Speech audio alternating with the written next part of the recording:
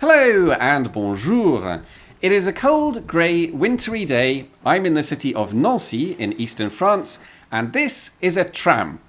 You can tell it's a tram because it looks like a tram, it has signs that call it a tram, and as my friend Kat is helpfully demonstrating here, they've written the word tram in big capital letters in the middle of the road.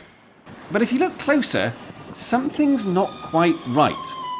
Traditionally, trams normally run on tram tracks, but these have a single central rail like, well, a monorail. And traditionally, trams have metal wheels, but these have rubber tyres like a bus. And this tram is casually running along a road where there aren't even any tracks. So, what are these wonderful futuristic things? How exactly do they work? And why is Nancy completely scrapping them at the end of this week?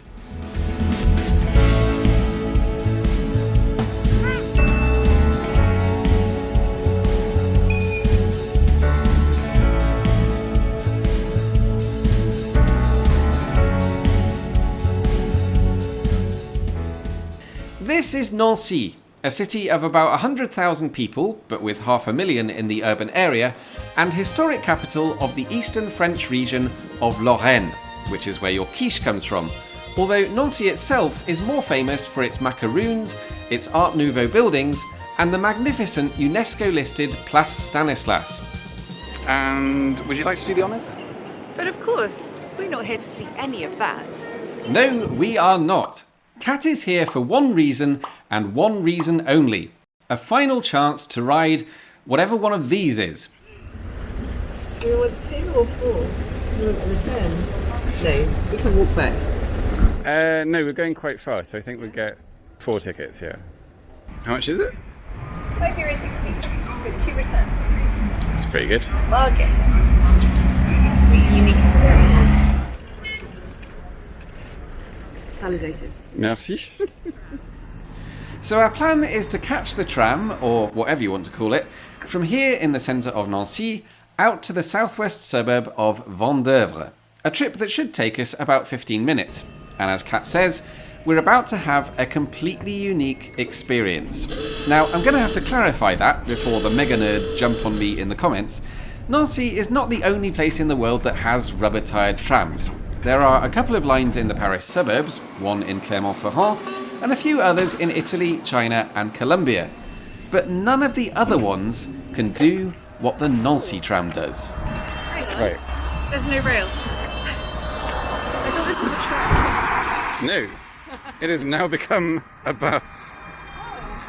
Yes, at some point when we weren't looking, the tram has come off the track and is now running along a normal road like a normal bus. Or at least a trolley bus. It's still attached to the overhead electric wires. The Nancy trams are the only ones that can separate from their track and happily carry on running. So let's go back a few stops and see how they do it. We've come to a tram stop called Callot, right at the point where the relatively flat, wide boulevards of central Nancy become a steep and narrow road going up into the suburb of Vendeuvre. And this is where you'll find the end of the tram tracks. This is where the magic happened. Yep. The trams coming out of the centre stop here for a moment, disengage themselves from the rail, and then start heading up the hill out into the suburbs as a trolleybus. And on the way back down, the vehicles slow down at the bottom of the hill, re-engage with the track, and continue their journey into central Nancy as a tram again. It is, as if by magic, it's now become a tram. It is now a tram. The concept was invented back in the 80s and 90s by a Belgian company called La Brugeoise et Nivelle, who were part of the Bombardier Transportation Group, and they called it a TVR, a Transport sur Voie Réservée, which is French for absolutely bonkers magical bus tram thing. And despite its advantages over rival rubber-tyred trams, they only ever managed to sell it to 2 cities, and the other one got rid of theirs in 2017, leaving Nancy as the only place that the TVR still runs. It looks like they give it sort of several attempts to actually engage with the rail.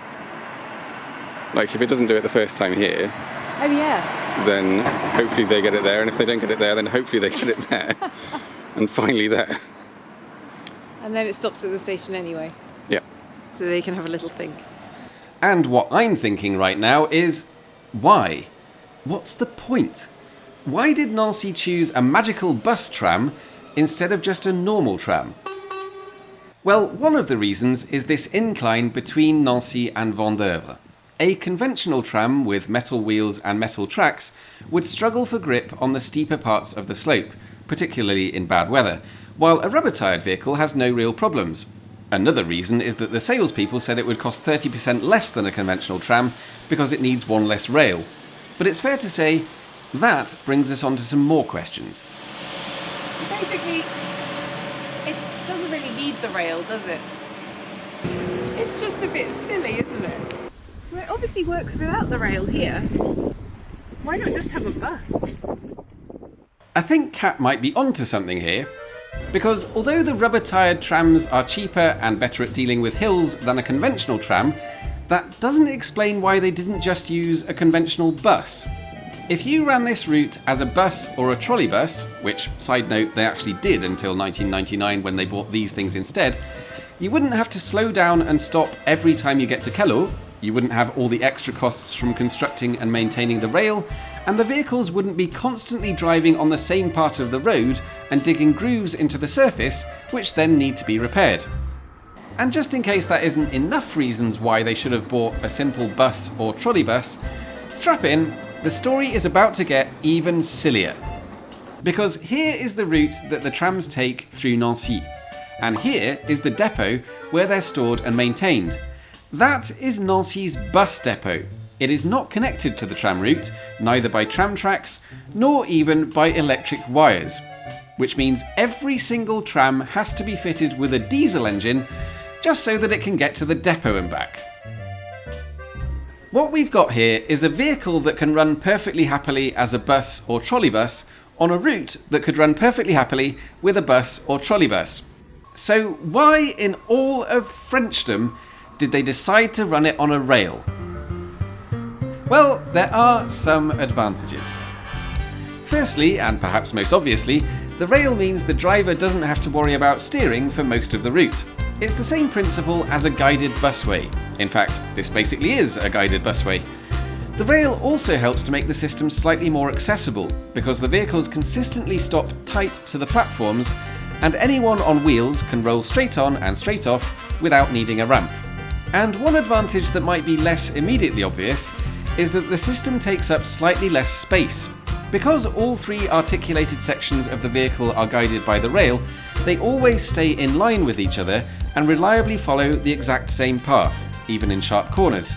Without a rail, the rear two sections would swing out, and you'd have to leave a wider space on each side to avoid potential collisions. In summary, here are all the reasons I can find for choosing a TVR. And here are the reasons I can find for choosing a trolleybus. And you might be looking at that and thinking, I'm not sure the advantages of the TVR outweigh the disadvantages. Put it this way, that is the conclusion that Nancy has come to. Brand new trolleybuses will arrive in the city next year, and preparatory work starts next week to widen the tracks from 6 to 6.5 metres. And that means the final TVRs will run this weekend, the 11th and 12th of March. After 23 years of slightly nonsensical service, Nancy's magical bus trams have finally reached the end of the line. Road, track, rail. They're not going to be running anymore. If you'd like to rush to Nancy to catch one of the last TVRs, the city is less than 2 hours from Paris by train, and it's easily reachable from Germany or Luxembourg as well. And although we paid for our tram tickets, the moment we got on board, we discovered travel is actually free at weekends. Anyway, a big thank you to my viewers and local experts, Sienna, Vincent and Adrienne, for helping me research this story and providing some extra footage. And as always, thank you all for watching, and I'll see you soon.